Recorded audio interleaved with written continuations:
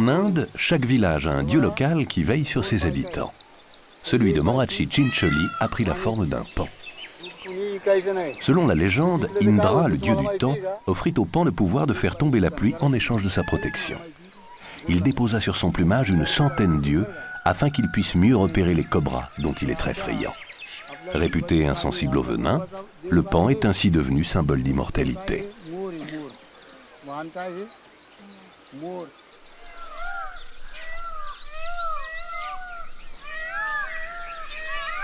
Le pan bleu est l'une des 2 espèces originaires d'Asie.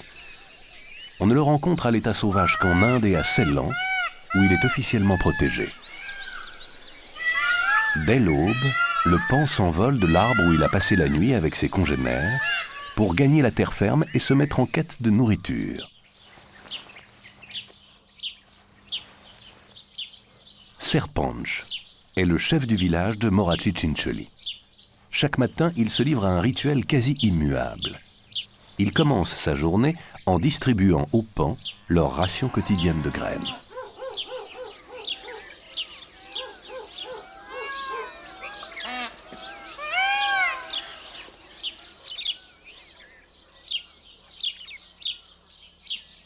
Emblème national de l'Inde, le pan fait ici encore plus qu'ailleurs l'objet d'une grande vénération.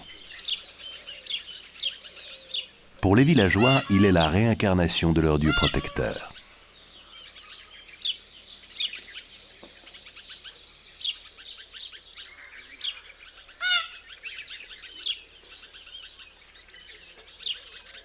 Cousins du faisan et de la caille, les pans sont très farouches, surtout les mâles. Il est vrai qu'ils sont les seuls à porter ces plumes extraordinaires qu'ont toujours convoité les hommes. Cela leur a valu d'être longtemps chassés. Moins craintives, les femelles sont toujours les premières à se présenter pour la distribution quotidienne.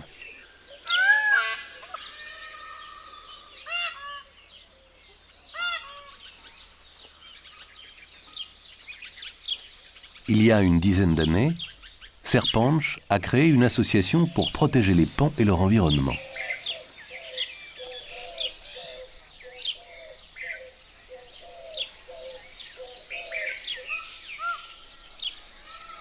Le millier d'habitants de Morachi Chincholi s'est alors plié bien volontiers aux règles de l'association. Aujourd'hui, il n'y a pas une maison du village qui ne donne sa part de récolte aux oiseaux.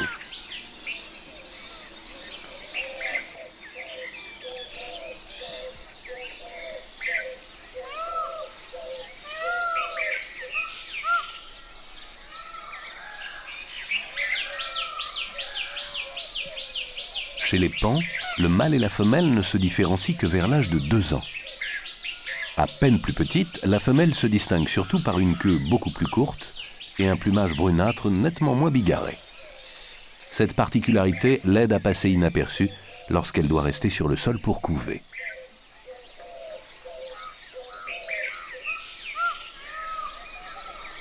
Quant au mâle, c'est à lui seul que revient l'honneur de pouvoir se pavaner.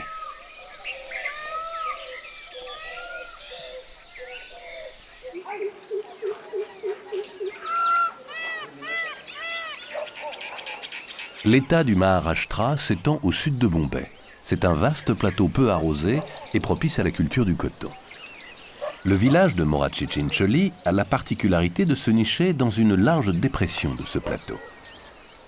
Grâce à un ingénieux système d'irrigation basé sur la multiplication de puits, les cultures poussent ici en abondance.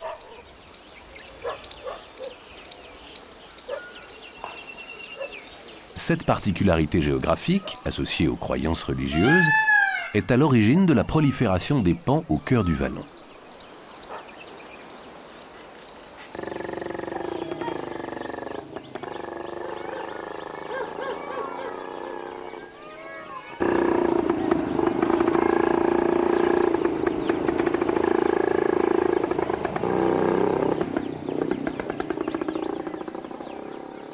L'association de Serpanch veille à protéger les pans en préservant l'équilibre de leur environnement. Elle commence à être connue dans toute la région.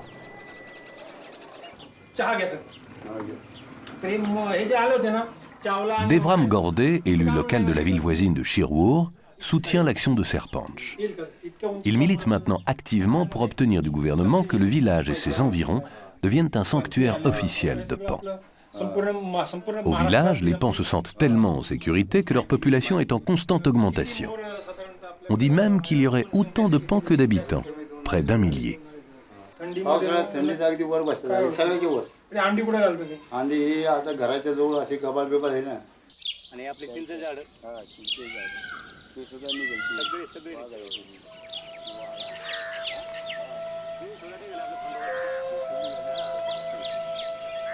En hindi, le pan se dit mort et les tamariniers Chincholi. L'oiseau et l'arbre ont ainsi donné leur nom au village. Comme miraculeusement épargnés par la désertification, plusieurs dizaines de tamariniers doublement centenaires offrent un refuge idéal aux grands oiseaux. Les arbres sont essentiels sur le territoire des pans bleus.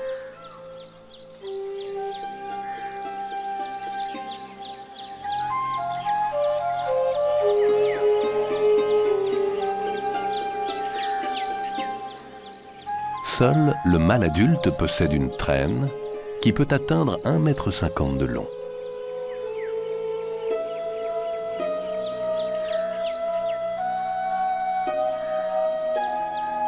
Son long cou est recouvert d'une livrée d'un bleu métallique qui, lorsqu'il est jeune, le distingue de la femelle.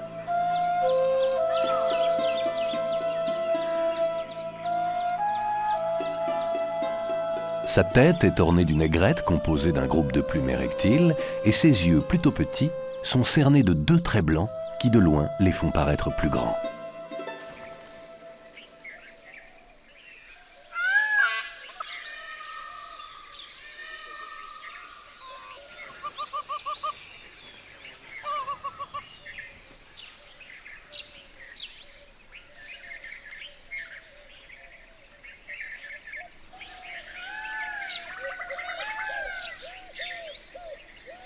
Ainsi, à Morachi Chincholi, l'homme et le pan ont-ils appris à cohabiter.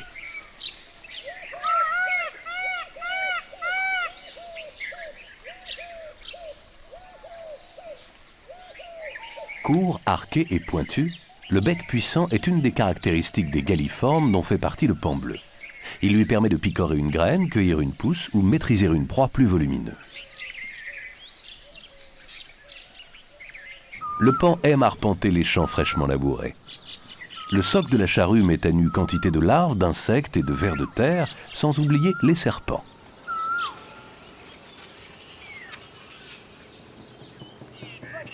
Ses pattes sont fortes, longues et munies de 4 doigts dont l'ergot, suffisamment long pour lui permettre de saisir les serpents. C'est sans doute cette habileté à tuer des reptiles qui lui vaut d'être aussi respecté par les villageois.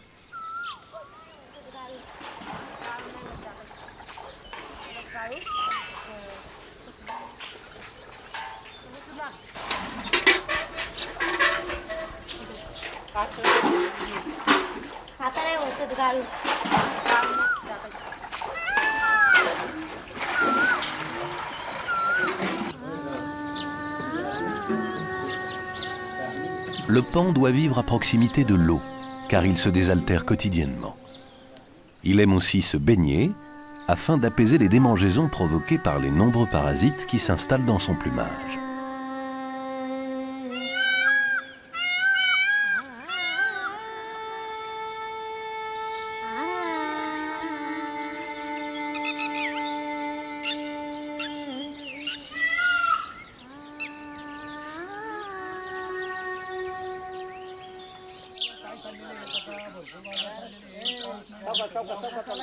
Le pan a toujours fait partie de l'histoire et de la mythologie hindoue.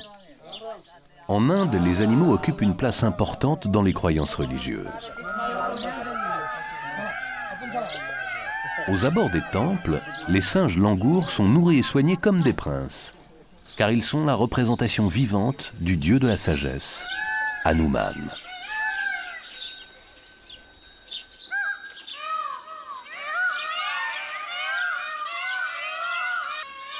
Le pan est lui aussi un animal sacré. Il est la monture de Kartika, le dieu de la guerre, fils de Shiva et Parvati.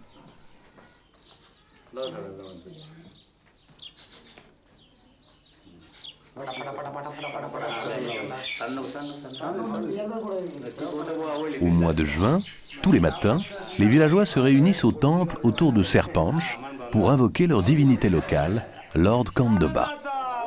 Les récoltes doivent être bonnes et juin est un mois décisif.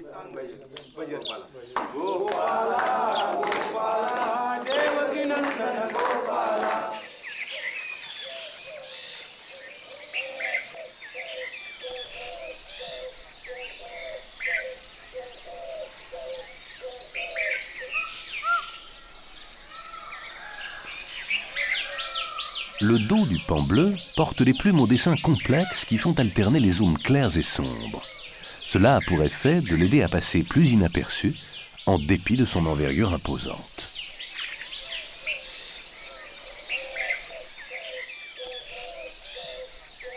Juin est aussi le mois où les mâles resplendissent, et pour cause. C'est le début de la saison des amours. En Inde, le paon est étroitement associé à la fertilité. Sa danse symbolise le réveil de la nature et l'approche de la mousson.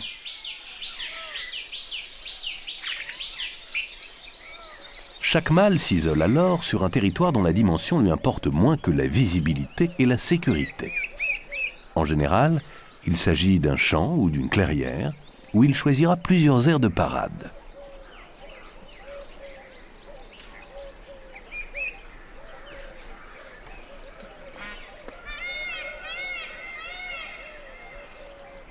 Le cri d'appel caractéristique du paon peut s'entendre à plus d'1 kilomètre à la ronde.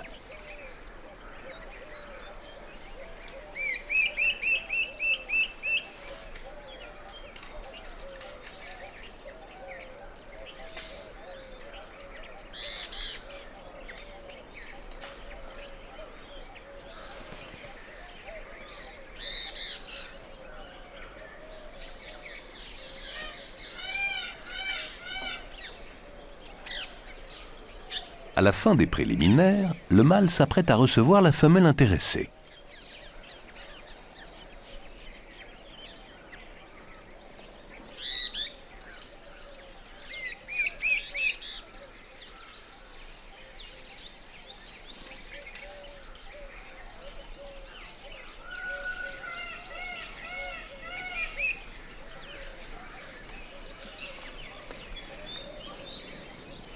La parade amoureuse lui donne l'occasion d'exhiber ses parures.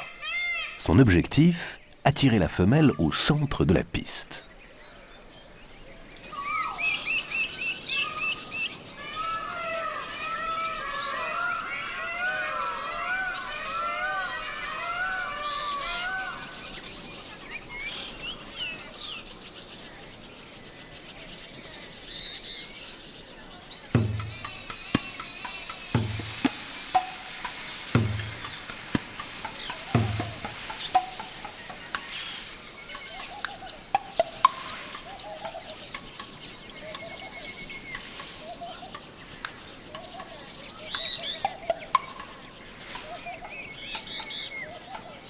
Le nombre de taches appelées ocelles semble un critère de séduction déterminant.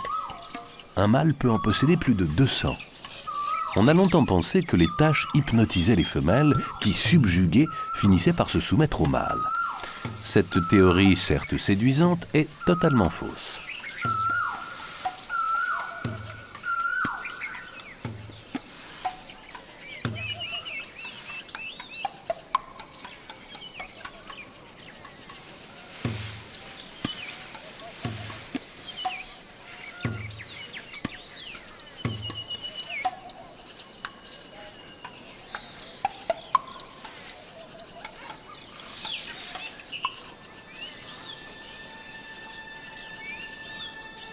La démonstration du mâle est ponctuée d'une série de frissonnements délicats qui secouent les plumes et participent généralement au succès de l'entreprise. Généralement.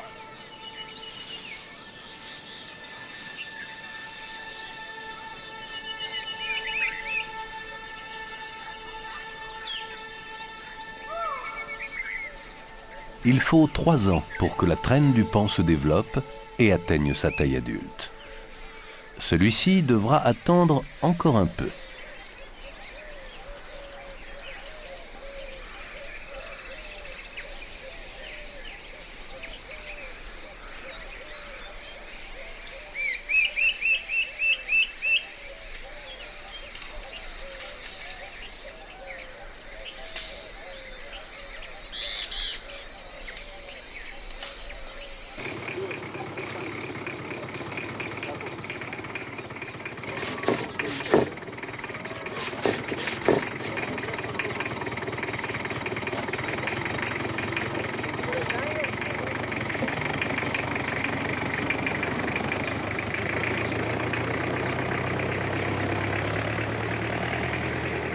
Mais les pans ont beau danser, les nuages sont encore rares et la pluie se refuse à tomber. Comme partout en Inde, le village de Morachi Chincholi vit au rythme des saisons. Les paysans s'entraident pour les labours, les semailles et les moissons et assument ensemble la protection des pans.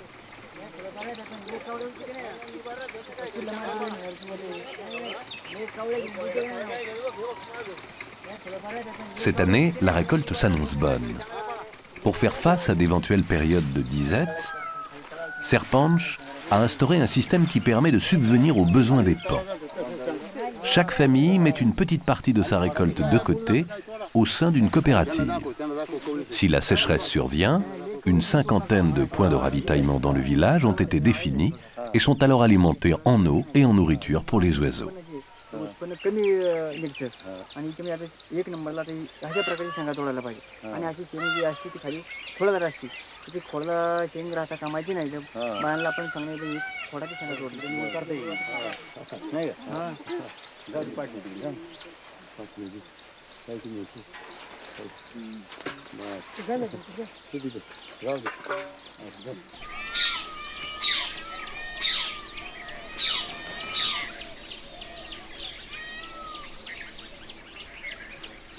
Début juillet. Désormais, les pans dansent toute la journée. Pour les villageois, le message est clair, la mousson ne saurait tarder. Les femelles ont alors l'embarras du choix. Elles peuvent céder au charme du plus grand, du plus fort ou du plus beau.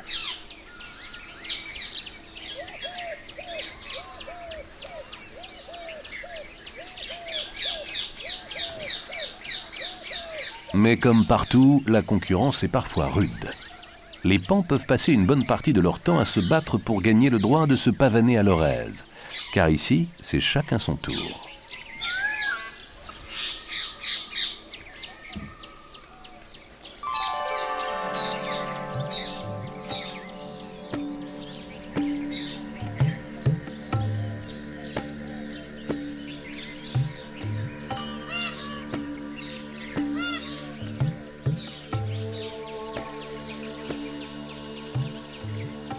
Des observations des rites amoureux des pans ont fait apparaître ce qui pouvait sembler une évidence. Les femelles sont attirées par les pans qui ont les plus belles plumes. Mais loin des considérations esthétiques, des recherches génétiques ont démontré récemment l'importance de ce critère de sélection. La beauté du plumage serait en fait un signe de bonne santé. Par leur choix, les femelles assurent à leur progéniture un meilleur départ dans la vie et elles contribuent à préserver les qualités de l'espèce.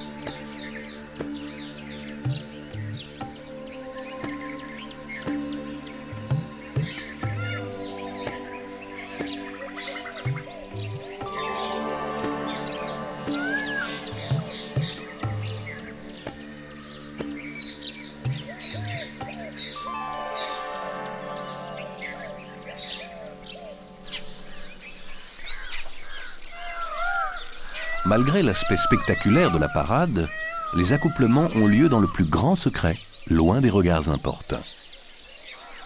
La légende raconte même que les paons seraient fécondés en buvant les larmes de leurs soupirants.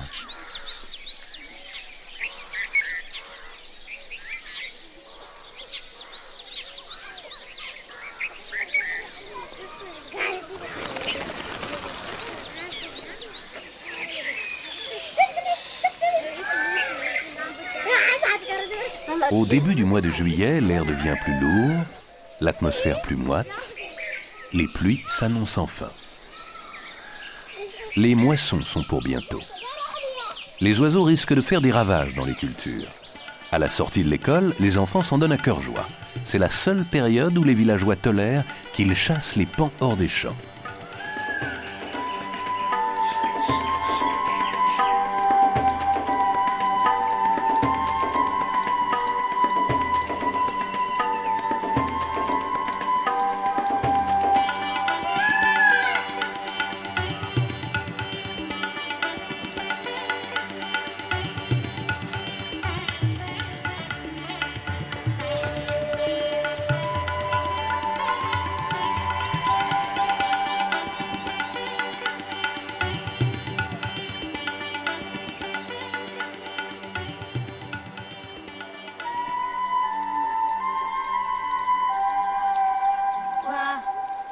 वहाँ देखा तब तक नाचता है।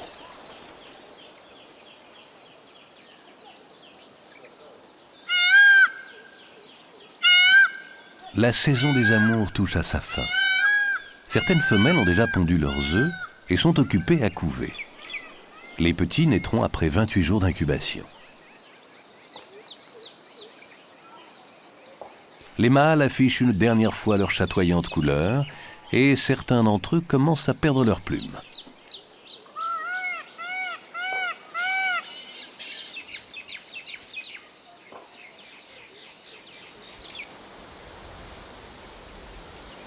Bientôt, les tiques envahiront les herbes.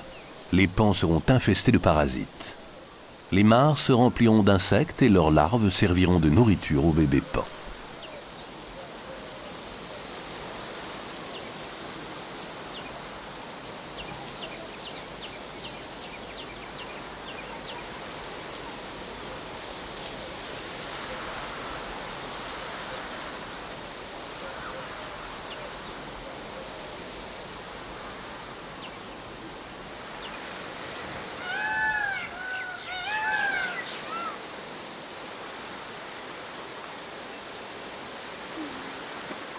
Fin juillet, la mousson s'est définitivement installée sur le Maharashtra.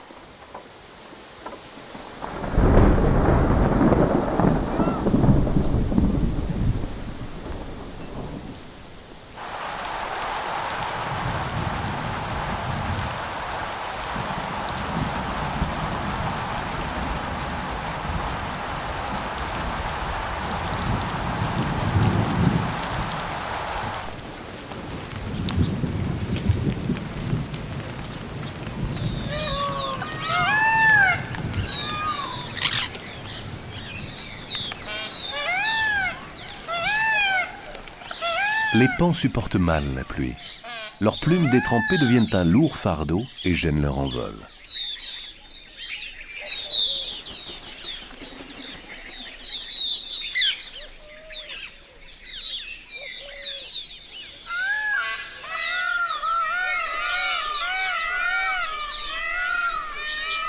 Au crépuscule, les paons rejoignent leur perchoir, garants de leur sécurité et de la cohésion du groupe. Ils devront maintenant attendre l'année prochaine pour renaître plus colorés et brillants que jamais.